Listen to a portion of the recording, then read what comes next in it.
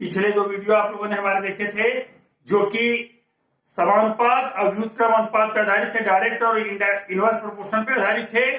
अब हम उसी पे आधारित एनसीईआरटी की बुक के 13.1 एक्सरसाइज लेते हैं, जिसमें क्वेश्चन नंबर 4 क्या कहता है। क्वेश्चन नंबर 4 कहता है किसी सॉफ्ट ड्रिंक फैक्ट्री में एक मशीन 840 बोतल्स 6 घंटे में भरती है। तो 840 बोतलें 6 घंटे में भरती है, वह मशीन 5 घंटे में कितनी बोतल भरेगी। तो 840 बोतल भरती है 6 घंटा में, तो बोतल लिखा 840 6 घंटा, तो 5 घंटे में मान लिया x बोतल वह भरेगी।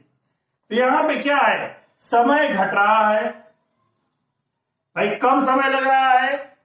समय क्या है 6 से 5 हुआ है, तो बोतल भी क्या है कम। पहले भाई 1 घंटा में अगर 10 बोतल भरी जाती है तो 2 घंटा में 20 भरी जाएगी, तो बोतलों की संख्या भी क्या हो रही है, घटेगी। अब ये क्या हो जाएगा 840 by x is equal to 6/5। तो अब यहां पे हम क्रॉस मल्टीप्लीकेशन कर देंगे, तो 6x बराबर हो जाएगा 840 क्रॉस 5, तो x इक्वल टू हो जाएगा 840 क्रॉस 5 बाई 6। 6 से डिवाइड कर देंगे, 6 1 जा 6, 6 1 जा 6, 6 4 जा 24, 0 14 5 जा 70, उसका एक 0 और इतना बोतल्स। तो इतनी 700 बोतलें क्या करेगा, वह 5 घंटे में भरेगा।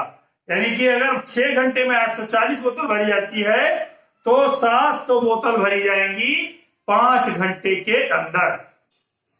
हमारा नेक्स्ट क्वेश्चन है, एक बैक्टीरिया या जीवाणु के फोटोग्राफ को 50,000 गुना आवर्धित करने पर उसकी लंबाई 5 सेंटीमीटर हो जाती है, जैसा कि चित्र में दिखाया गया है। इस बैक्टीरिया की वास्तविक लंबाई क्या है यदि फोटोग्राफ को केवल 20,000 गुना आवर्धित किया जाए, तो उसकी आवर्धित लंबाई क्या होगी। तो 50,000 गुना आवर्धित लंबाई करने पर 5 सेंटीमीटर हो जाती है। तो वास्तविक लंबाई पहले पूछा गया है, तो हमने 50,000 जो गुना आवर्धित किया गया है उसको हम निकालेंगे वास्तविक लंबाई के लिए। तो पहले लिखेंगे बैक्टीरिया की आवर्धन और लंबाई,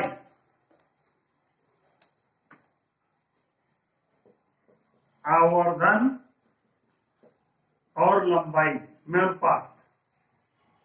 पहला दिया है कि 50,000 गुना पे 5 सेंटीमीटर, 50,000 गुना 50 50 000 1 2 3 0 5 सेंटीमीटर। तो वास्तविक लंबाई क्या होगी, अगर 1 गुना किया जाए, यानी कि 1 टाइम्स इसकी लंबाई, आवर्धन कितना किया जाए 1 टाइम्स, तो इसकी लंबाई हो गई x। यानी कि आवर्धन घट रहा है, लंबाई भी घटेगी। ये हो जाएगा 50,000 क्या 40 अपॉन 1, दिस इक्वल टू हो जाएगा 5/x। तो x इक्वल टू हो जाएगा, क्रॉस मल्टीप्लीकेशन कर देंगे, ये हो जाएगा 5 क्रॉस 1 बाई 5 क्या 1 2 3 4 0, 5 1 जा 5, 5 1 जा 5, 1 क्या 1 2 3 4 0। ये 10 टू द पावर क्या हो जाएगा, ऊपर आ जाएगा। इसको हम लिख सकते हैं 1/10 की घात 4, क्योंकि 10 को हम 4 बार गुणा करेंगे, 10 गुणे 10 गुणे 10, तो 10,000 इतना आ जाएगा, इकाई दहाई सैकड़ा हजार 10,000 के बराबर आ जाएगा। तो इसको ऊपर लाएंगे पावर, तो ये माइनस में हो जाएगी, और इसकी पावर जाएगी 10 टू द पावर -4 सेंटीमीटर। तो बैक्टीरिया की वास्तविक लंबाई क्या हो गई, बैक्टीरिया की वास्तविक लंबाई, वास्तविक लंबाई बराबर 10 टू द पावर -4 सेंटीमीटर। ये उसकी वास्तविक लंबाई हो गई। अब इसी में नेक्स्ट क्वेश्चन कर रहा है कि अगर उसको 20,000 गुना आवर्धित किया जाए तो लंबाई क्या होगी। तो ओरिजिनल लंबाई ये थी, 20,000 गुना करेंगे तो इससे 20,000 से मल्टीप्लाई कर देंगे। तो 20,000 गुना आवर्धित करने पर लंबाई, आवर्धित करने पर लंबाई बराबर हो जाएगा 20,000 क्रॉस 10⁻⁻4। भाई इसका 20 गुना कर दिए, 20,000 गुना कर दिए, इतना सेंटीमीटर। -4 को नीचे लाए, 20 क्या 1 2 3 4 0 अपन 1 क्या 1 2 3 4 0 4 0 से 4 0 कैंसिल हो गया। This equal to 2 centimetre. यानी कि 20,000 गुना अगर आवर्धित किया जाता है उस बैक्टीरिया के चित्र को, तो उसकी आवर्धित लंबाई क्या होगी? 2 सेंटीमीटर के बराबर होगी। इसी एक्सरसाइज का 6वां प्रश्न है, एक जहाज के मॉडल में उसका मस्तूल यानी कि मस्ट 9 सेंटीमीटर ऊंचा है, जबकि वास्तविक जहाज का मस्तूल 12 मीटर ऊंचा है। यदि जहाज की लंबाई 28 मीटर है तो उसकी मॉडल की लंबाई कितनी होगी? तो एक तरफ हम लिखेंगे मॉडल की लंबाई और दूसरी तरफ लिखेंगे वास्तविक लंबाई। मॉडल की लंबाई सेंटीमीटर में, वास्तविक लंबाई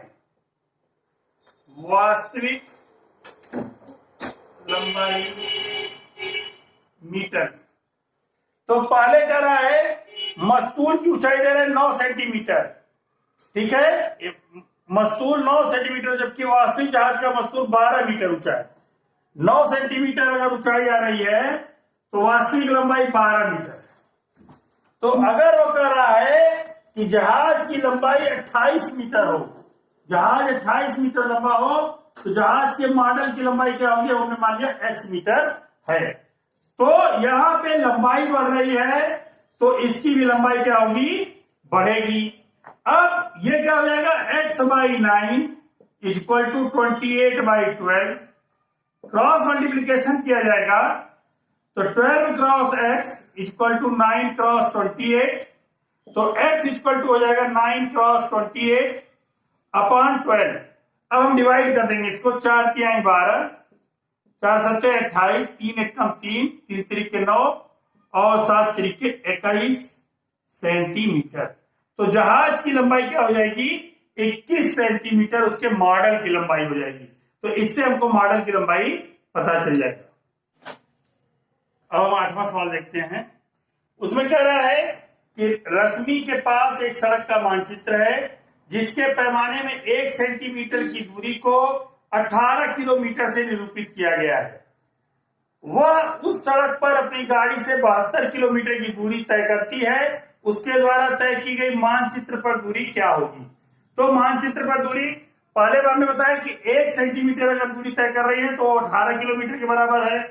तो हमने मान लिया कि मानचित्र पर वह x सेंटीमीटर की दूरी तय करेगी तो उसका 72 किलोमीटर के बराबर आ जाएगा। तो यहाँ पे दूरी बढ़ रही है तो मानचित्र पे भी दूरी क्या होगी? बढ़ेगी। अब इसको हम लेंगे डायरेक्ट प्रोपोर्शनल सॉल्व, 3 का निशान ऊपर हो जाएगा, x/1 = 72/18। क्रॉस मल्टीप्लीकेशन किया जाएगा तो हो जाएगा 18x बराबर 1 क्रॉस 72। तो x = हो जाएगा 72/18। 18 1 जा 18, 18 4 जा = 4 सेंटीमीटर। यानी कि मानचित्र पर उसके द्वारा तय की गई दूरी, अतः रश्मि द्वारा मानचित्र पर तय की गई दूरी, मानचित्र पर तय की गई दूरी 4 सेंटीमीटर होगी। यही हमारा आंसर हो जाएगा।